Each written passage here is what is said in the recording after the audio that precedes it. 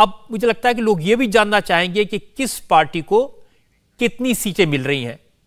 क्या बीजेपी अपने 2019 के प्रदर्शन को और बेहतर करेगी?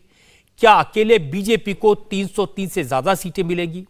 राहुल गांधी की अगुवाई में कांग्रेस का क्या होगा?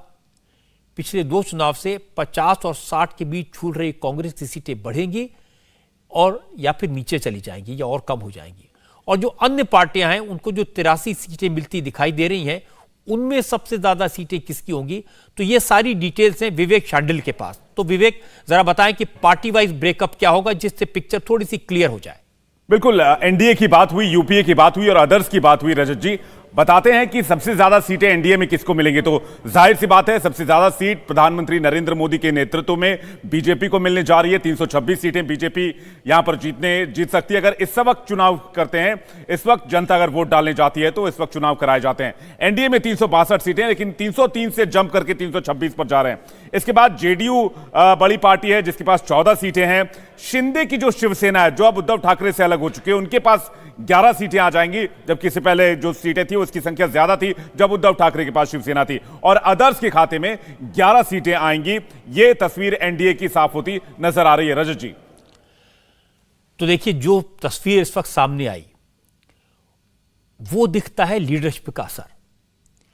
पार्टी का नेतृत्व किसके हाथ में है, पार्टी का कौन सा नेता कितना मजबूत है, उसकी छवि कैसी है, इस पर पार्टी की परफॉर्मेंस डिपेंड करती है। तो और सर्वे में रिफ्लेक्शन दिखाई दे रहा है। राहुल गांधी की लीडरशिप में कांग्रेस का ग्राफ 2014 के बाद से लगातार गिरता जा रहा है। सर्वे के हिसाब से कांग्रेस मिनिमम मार्क तक पहुंचने का रिकॉर्ड बनाएगी। और खास बात यह कि इस दौरान कोरोना जैसी ग्लोबल महामारी आई, रशिया यूक्रेन वॉर की वजह से तेल का संकट पैदा हुआ, महंगाई बढ़ी, बेरोजगारी बढ़ी। इसके बावजूद मोदी की लीडरशिप में एनडीए अपनी सीटें बढ़ा रहा है। मोदी की बढ़ती लोकप्रियता को लेकर राज्यसभा में सदन के नेता और कॉमर्स मिनिस्टर पीयूष गोयल ने कहा कि ग्लोबल लेवल पर इतने क्राइसिस आने के बावजूद प्रधानमंत्री मोदी ने जिस तरह से हालात को संभाला, कोरोना के दौरान गरीबों को जिस तरह से अन्न पहुंचाया, उसकी वजह से मोदी ने देश की जनता के दिल को छुआ है। और यही वजह है कि एनडीए सरकार पहले से ज्यादा मजबूत हुई है।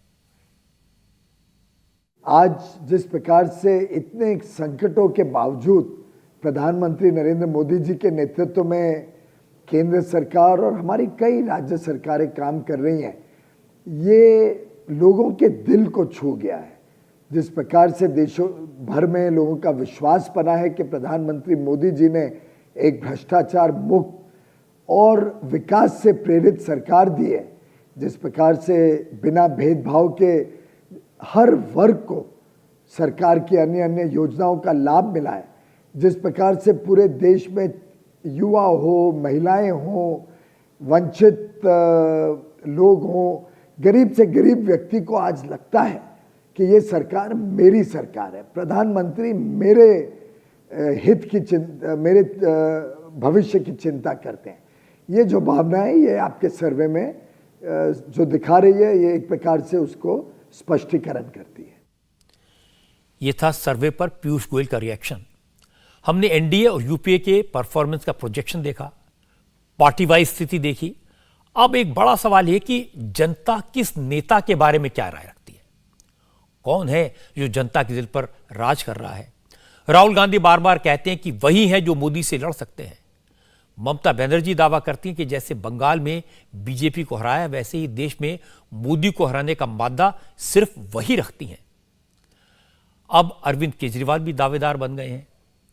तो नेताओं को लेकर जनता की क्या राय है, इस वक्त पॉपुलैरिटी के चार्ट में कौन सा नेता किस नंबर पर है, इसकी डिटेल्स भी हैं विवेक शांडिल के पास। विवेक। बिल्कुल रजत जी, दावेदार तो कई हैं, लेकिन हकीकत क्या कहती है, सर्वे की रिपोर्ट में क्या खुलासा हुआ है, इस पर नजर डालते हैं। जल्दी से ग्राफिक्स लेकर आइए। देखिए, नरेंद्र मोदी जो कि देश के प्रधानमंत्री और इनकी लोकप्रियता कैसे बढ़ रही है, यह सर्वे बता रहा है। 48% लोग चाहते हैं प्रधानमंत्री नरेंद्र मोदी दोबारा कुर्सी पर आए अगर अभी चुनाव होते हैं तो, यानी कि 48% लोगों की पहली पसंद है प्रधानमंत्री नरेंद्र मोदी। उनके सामने उन्हें कोई मुकाबले में नहीं दिखता है। दूसरे नंबर पर राहुल गांधी की बात करें तो बहुत दूर दूर तक नहीं है, वो 11% पर आ जाते हैं। 11% पर राहुल गांधी हैं। महज 11% लोग चाहते हैं कि राहुल गांधी प्रधानमंत्री बने, उन्हें वो प्रधानमंत्री के तौर पर देखना चाहते हैं। इसके अलावा आपने बातचीत की ममता बनर्जी के बारे में भी दर्शकों को बता दें। ममता बनर्जी 8% लोगों का समर्थन रखती है और 8% लोग इस सर्वे में कह रहे हैं कि वो उन्हें प्रधानमंत्री के तौर पर देखना चाहते हैं। इसके अलावा अरविंद केजरीवाल की भी आपने बातचीत की, सोनिया गांधी की बातचीत की। सोनिया गांधी की रिपोर्ट की भी हम बात कर लें। सोनिया गांधी को 7% लोग प्रधानमंत्री पद पर देखना चाहते हैं, प्रधानमंत्री के तौर पर देखना चाहते हैं। मायावती को 6% लोग प्रधानमंत्री पद पर देखना चाहते हैं। अरविंद केजरीवाल की बात करें, शरद पवार की बात करें, 6% लोग शरद पवार को प्रधानमंत्री पद पर देखना चाहते हैं, एज ए पीएम देखना चाहते हैं। तो ये आंकड़ा बता रहा है कि पीएम के आसपास कोई नहीं है। अरविंद केजरीवाल के 5% लोग उनके समर्थन में और कह रहे हैं कि उनको प्रधानमंत्री बनना चाहिए। उसके बाद आते हैं नीतीश कुमार, 4% लोग कह रहे हैं कि उनको पीएम बनना चाहिए और चंद्रशेखर राव के समर्थन में 3% लोग हैं और वो कह रहे हैं कि उन्हें पीएम बनना चाहिए। बात प्रियंका गांधी की भी बहुत होती है। बहुत सारे लोग कहते हैं कि प्रियंका गांधी पीएम बनने के योग्य हैं, काबिल हैं। उनके समर्थन में 2% लोग, इस सर्वे में रिपोर्ट निकलकर सामने आई है, 2% लोग चाहते हैं कि वो पीएम बने। और ये ओवरऑल टैली दर्शकों के सामने है, जिसमें सबसे ऊपर प्रधानमंत्री नरेंद्र मोदी 48% के साथ। रजत जी, अब विवेक देखिए, नरेंद्र मोदी के सामने कोई नहीं है दूर दूर तक। जो राजनीति के विशेषज्ञ हैं वो बात करते हैं एंटी इनकम्बेंसी की। और एक जमाना था, यह मान लिया जाता था कि कुछ साल सरकार चलाने के बाद किसी भी नेता की लोकप्रियता स्वाभाविक तौर पर कम हो जाती है, जनता की अपेक्षाएं बढ़ती हैं, जनता की बहुत सारी उम्मीदें पूरे नहीं हो पाती हैं और नाराज होकर लोग विकल्प की तलाश करने लगते हैं। लेकिन जो सर्वे दिखा रहा है वो बिल्कुल अलग बात है। 8 साल सरकार चलाने के बाद मोदी ने इस धारणा को गलत साबित कर दिया। एंटी इनकम्बेंसी की बजाय मोदी के फेवर में प्रो इनकम्बेंसी दिखाई दे रही है। और हम जो दिखा रहे हैं ये तो सर्वे है, ओपिनियन पोल है, इस वक्त जनता का मूड है, जिसमें 48% लोग यानी आधा भारत मोदी को प्रधानमंत्री के तौर पर पसंद करता है। अब यह समझने की कोशिश करते हैं कि इस वक्त देश की जनता किस नेता को मोदी के चैलेंजर के तौर पर देखती है। इस वक्त मोदी के सामने खड़े किस नेता को कितने % लोग पसंद कर रहे हैं, इसकी डिटेल्स सौरभ शर्मा के पास हैं। सौरभ जी। रजत जी, अब आपको बताएंगे हम कि आखिर विरोधी खेमे के अंदर किसकी कितनी पॉपुलैरिटी है, राहुल गांधी कहां पर खड़े होते हैं, उनके अलावा और कौन से लीडर्स हैं। देखिए, 23% लोग मानते हैं कि नरेंद्र मोदी को कोई चुनौती दे सकते हैं तो वो राहुल गांधी हैं। 23% लोग उनको नरेंद्र मोदी का सबसे बड़ा प्रतिद्वंदी मानते हैं। अरविंद केजरीवाल, जिनकी अब दिल्ली और पंजाब में सरकार है, 19% लोगों को लगता है कि मोदी को चुनौती अरविंद केजरीवाल ही दे सकते हैं और कोई नहीं दे सकता। तीसरे नंबर पर आती है ममता बनर्जी। इनका रंग का ग्राफ राहुल गांधी केजरीवाल से भी नीचे। 11% लोगों को लगता है कि ममता बनर्जी जो अग्रेसिव पोस्चर रखती हैं हर बार हर वक्त, वो नरेंद्र मोदी को चैलेंज कर सकती हैं आने वाले लोकसभा चुनाव के अंदर। तो ये हमने 3 बड़े नेताओं की बात बताई। नीतीश कुमार हालांकि अभी मोदी के साथ हैं, फिर भी उनको लगता है कुछ लोगों को, 8% लोगों को, कि वो एक चैलेंजर के तौर पर उभर सकते हैं।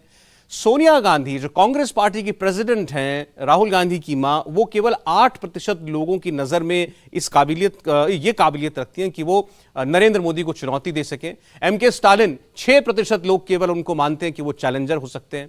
उनके अलावा बात करें हम शरद पवार की, 5% लोगों को लगता है कि शरद पवार एक ऐसा खेमा बना सकते हैं, उसको लीड कर सकते हैं कि वो नरेंद्र मोदी के खिलाफ एक्सेप्टेबल हो जाएं सबको।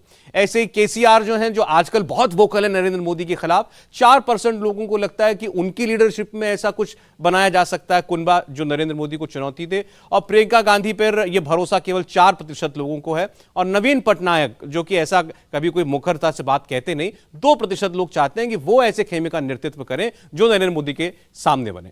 इंडिया टीवी हर वक्त हर जगह डाउनलोड करने के लिए सर्च करें India TV news Google play store या ऐप स्टोर पर।